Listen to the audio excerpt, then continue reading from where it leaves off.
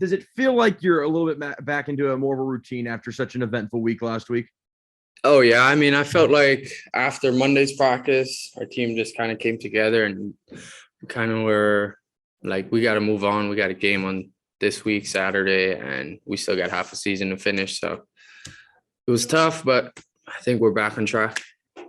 I think everyone saw your tweet and your comments last week, and it really kind of stood out as those of a leader and a mature leader. Can you just talk about how you feel like you've grown in that role of not even as a football player, but just as a leader over the last few months? I would say, I mean, thanks to Coach Rolo and Coach Stutz, just giving me the chance to grow through the whole spring, even though I was out. Just as a person off the field, gave me that opportunity. So when I came back, it was easier for me to be a leader on the field. So I appreciate them.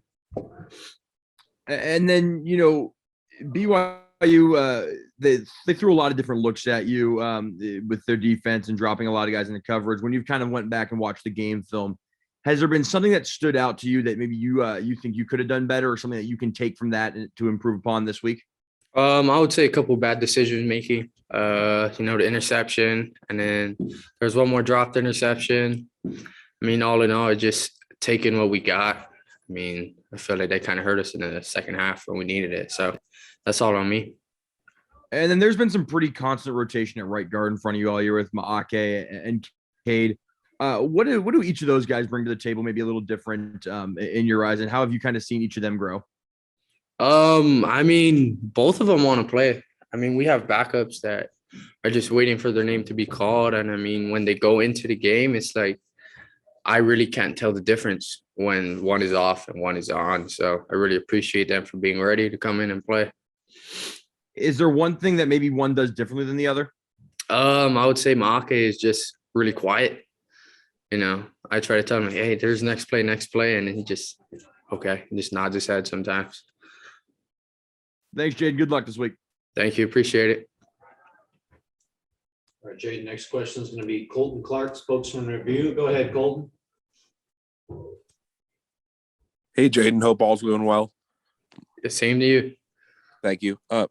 Wondering what felt different about how the offense operated Saturday, and I guess on the flip side of that, what was able to kind of stay the same from week to week, and then what were some of the kind of the main changes or challenges you had to get over with all the coaching turnover?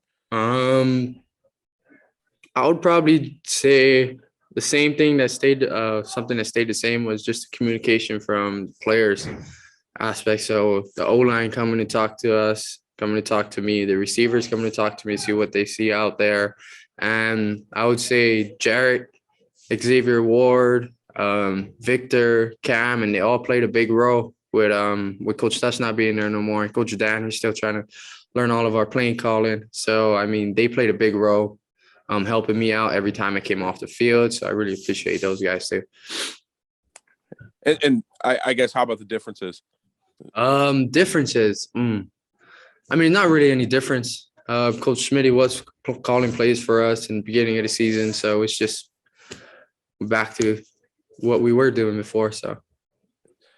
How about at practices? Kind of the same question. How have you guys been able to, maintain consistency over the last several days at the practices? Was there a little bit of a different feel to it or early last week? And have you guys kind of established a routine now?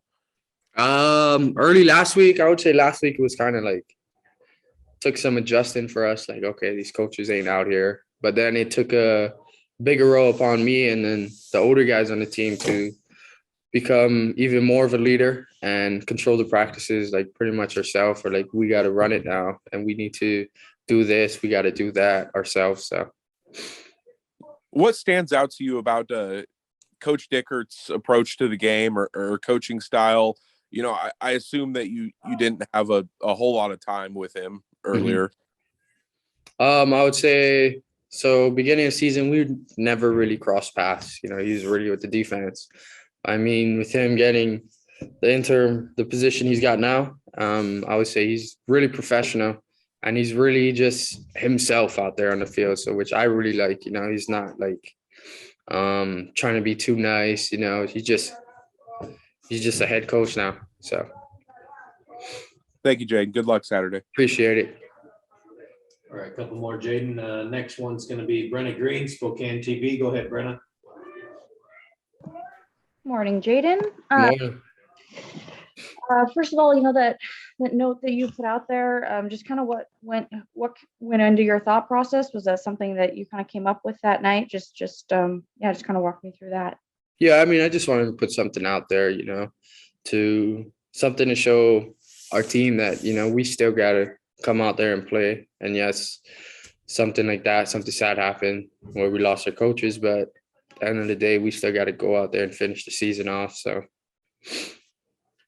what is it like to just have a new quarterbacks coach midway through the year? oh, it's tough, but it's kind of good for me. I really like him as a person, as a coach. He don't really say too much, but when he says a lot, it means a lot. So, Coming towards the end of October, what's the next color for your hair? I don't know. I might just go back black and just thug it out for the rest of the year. Thanks, Jayden. Thank you. All right, last two, Jamie Vinnick and Kook fan. Go ahead, Jamie. Hey, Jayden, I just forgot to ask earlier. I read somewhere that Coach Morrison had actually coached with your uncle before. Is that true? Yeah. So my uncle was on the staff with June Jones wherever they went. So at Hawaii, then at SMU. So they really have a good relationship. So Did you know him at all prior? I knew of him, but I really didn't have like a relationship with him. That was more of my uncle. Did your uncle, when your uncle maybe saw you got hired, did he tell you anything about him? Yeah, he called me, told him he's a good guy, and just I got to take in whatever tips he gives me. So, Thanks, Jayden. thank you. All right, Jayden, last one, Colton Clark, spokesman review. Go ahead, Colton. I'm wondering about Arizona State's defense. As I understand, you guys, when you're studying, I guess, have you studied? What do you see from film on them? I guess what are they? They're up there in a lot of defensive categories, and just kind of what do they pride themselves on? As it look like? Sure, I would say they have a really they trust their front seven, and they trust their DBs, their secondary to play cover one, and hopefully that they'll lock up the outsides and stuff and let their D-line get to me. So, a lot of cover one we're looking up to. So, and your guys' 3 most productive drives last week were right about 5 minutes, I think, apiece. Did you guys offensively slow the pace a little bit just to settle into a groove? Did it feel like, or was that just kind of a coincidence? I feel like that was just play calling. That was just Coach Schmitty, and then we just taking what we got and just slowly moving down the field and then finishing. So,